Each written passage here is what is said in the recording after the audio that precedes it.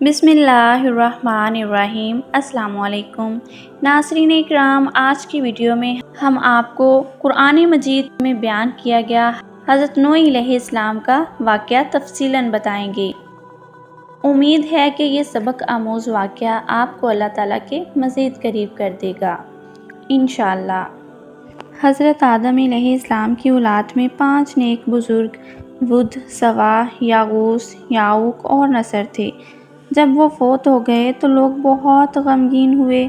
شیطان نے لوگوں کے دلوں میں خیال ڈالا کہ یہ اللہ کے پسندیدہ بندے تھے، تم ان بزرگوں کو یاد رکھنے کے لیے ان کی تصویریں بنا لو۔ یہ بات لوگوں کو پسند آئی اور انہوں نے ان نیک بزرگوں کی تصویریں بنا لیں۔ پھر لوگوں نے شیطان کے کہنے پر ان تصویروں کی شکل کے بت بنا لیے تاکہ یہ نیک لوگ انہیں ہمیشہ یاد رہیں۔ شروع میں تو لوگ ان بتوں کو دیکھ کر اللہ سے خود بھی نیک بننے کی دعائیں کرتے رہے اور اللہ کو یاد کرتے رہے۔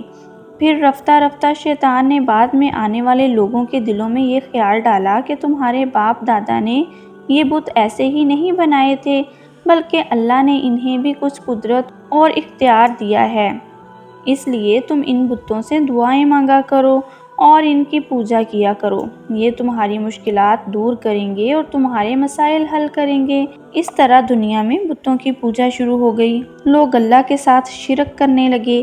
اللہ تعالیٰ نے لوگوں کی ہدایت کے لیے ہر دور میں نبی اور رسول بھیجے۔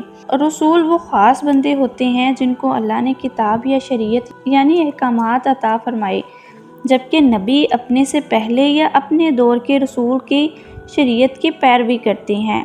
ہر رسول نبی ہوتے ہیں لیکن ہر نبی رسول نہیں ہوتے۔ حضرت نوح علیہ السلام پہلے رسول تھے۔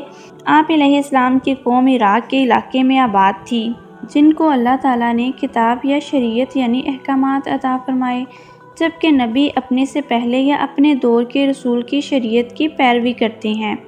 ہر رسول نبی ہوتے ہیں لیکن ہر نبی رسول نہیں ہوتے۔ حضرت نوح علیہ السلام پہلے رسول تھے۔ آپ علیہ السلام کی قوم عراق کے علاقے میں آباد تھی۔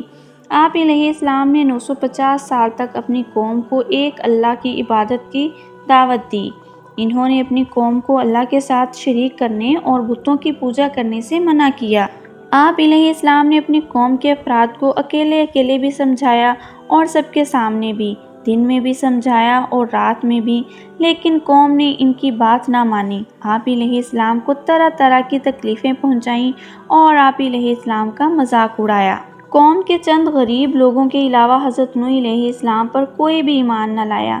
قوم کے سرداروں نے کہا کہ اے نوح علیہ السلام، تمہیں ماننے والے تو ہم میں سے غریب لوگ ہیں، تم ان کو اپنے پاس سے دور کر دو۔ حضرت نوح علیہ السلام نے ان ایمان والوں کو دور کرنے سے انکار کر دیا۔ قوم نے حضرت نوح علیہ السلام سے کہا کہ ہم تمہارے کہنے پر اپنے بتوں کو نہیں چھوڑ سکتے، اب جس عذاب سے تم ہمیں ڈراتے ہو اسے لے آؤ۔ حضرت نوح علیہ السلام نے ان کے بار انکار کرنے پر اللہ کو پکارا کہ اے اللہ، ان پر عذاب بھیج، کیونکہ اب ان میں اور ان کی موجودگی میں آنے والی نسلوں میں سے کوئی ایمان لانے والا نہیں۔ اللہ نے حضرت نوح علیہ السلام کو ایک کشتی بنانے کا حکم دیا۔ حضرت نوح علیہ السلام نے یہ کشتی اللہ کے حکم کے مطابق لکڑی کے تختوں اور کیلوں سے بنائی۔ جب نوح علیہ السلام کشتی بنانے لگے تو قوم نے ان کا مذاق اڑایا، پھر اللہ کا عذاب آ پہنچا۔ جب حضرت نوح علیہ السلام کشتی بنانے لگے تو قوم نے ان کا مذاق اڑایا، پھر اللہ کا عذاب آ پہنچا۔ اللہ نے حضرت نوح کو حکم فرمایا کہ کشتی میں اپنے گھر والوں، ایمان والوں اور جانوروں کے ایک جوڑے کو سوار کر لیں۔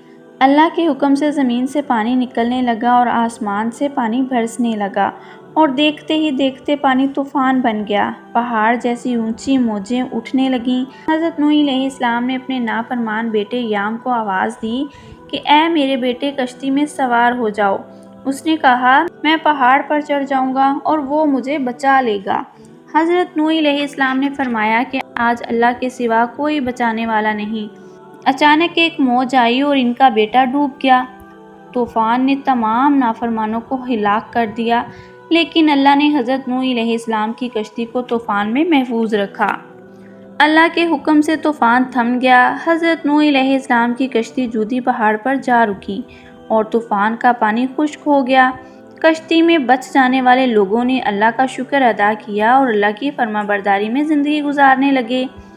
حضرت نوح علیہ السلام کے بعد ان کے ایمان لانے والے تینوں بیٹوں یعنی حضرت حام، حضرت سام اور حضرت یافت سے انسانوں کی نسل چلی۔ اسی لیے حضرت نوح علیہ السلام کو آدم ثانی بھی کہا جاتا ہے۔ حضرت نوح علیہ السلام کا واقعہ قرآن پاک میں بیان کیا گیا ہے۔ مزید تفصیلات کے لیے آپ مطالعہ کر سکتے ہیں، اور مزید ایسے سبق آموز قرآنی واقعات سننے کے لیے ہمارے چینل کے ساتھ جڑے رہیں۔ شکریہ۔